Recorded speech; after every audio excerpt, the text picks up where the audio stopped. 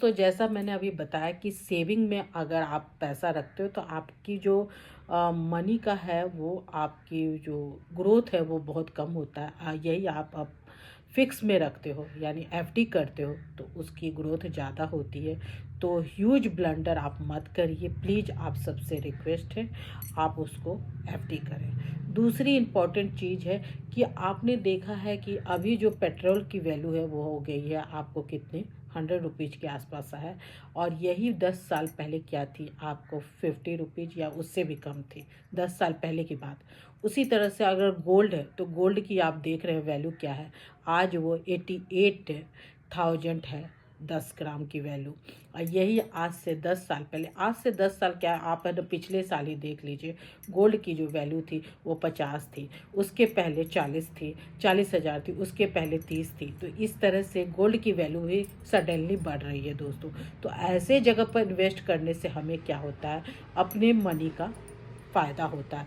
तो जब मार्केट उछाल पे हो तो आप अपने जो है ना वो फंड को वहाँ पर यूटिलाइज कर सकते हैं, या उसमें आप गोल्ड खरीद लें या गोल्ड में इन्वेस्टमेंट, गोल्ड में भी आपको इंश्योरेंस मिलता है दोस्तों।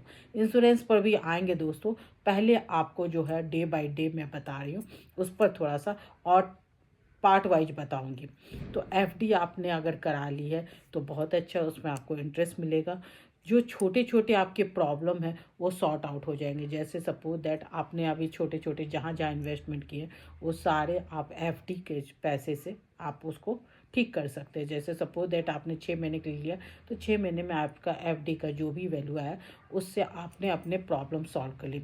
कैलकुलेट करके भी देखेंगे दोस्तों तो ये आपको 3 साल में एफडी आपको दुगना नहीं तो आधा से भी कम तो देगा ही देगा, 7% इंटरेस्ट पर जो चल रहा है अभी मार्केट में। उसके अलावा दोस्तों एक और इम्पॉर्टेंट चीज़ है कि आपके पास अगर जो भी पैसा आपने कमाया है उसको आप किस तरह से इन्वेस्ट करते हैं। जैसे हम सब्जी खरीदने जाते हैं तो धनिया, अरे भैया थोड़ा 10 रुपए की धनिया, अरे इतना ही दिया और दो दो।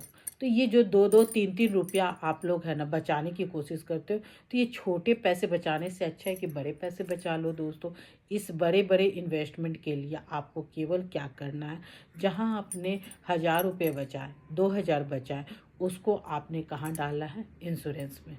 अब इंश्योरेंस कौन सा इंश्योरेंस आपने किया हुआ है दोस्तों, तो सबसे इम्पॉर्टेंट है कि पहले अपनी लाइफ के बारे में, लाइफ इंश्योरेंस बहुत इम्पॉर्टेंट है, और हेल्थ इंश्योरेंस इसका आपको बहुत ध्यान रखना है दोस्तों।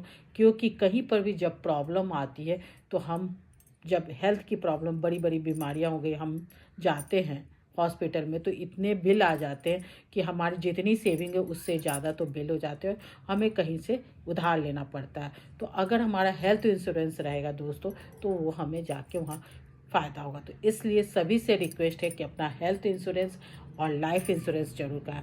इसमें आपको कोई रिटर्न नहीं मिलने वाला।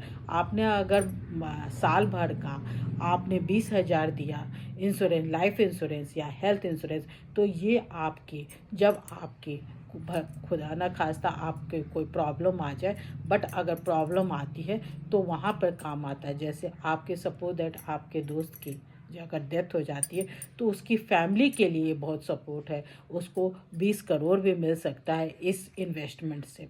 तो उससे वो अपने, या तो कोई है ना वो कर सकता है, बिजनेस स्टार्ट कर सकता है, या उस फंड को जमा करके उसका इंटरेस्ट भी खा सकता है दोस्तों। अब इंटरेस्ट की बात आती है दोस्तों, तो इंटरेस्ट में भी क्या होता है, इंटरेस्ट पर इंटरेस्ट लिया जा सकता है जिसे कहते हैं कंपाउंड इंटरेस्ट।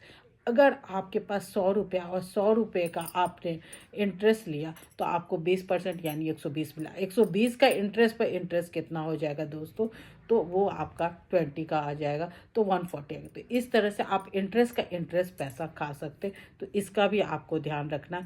ये जो क्लास मैं ले रही हूँ इसको प्लीज़ आप लोग लाइक शेयर और ज़रूर कमेंट्स करिएगा। ये यूट्यूब पर मिलेगा, फेसबुक पर मिलेगा, इसका लिंक मैं शेयर कर दूँगी दोस्तों। Thank you. जय हिंद, जय भारत।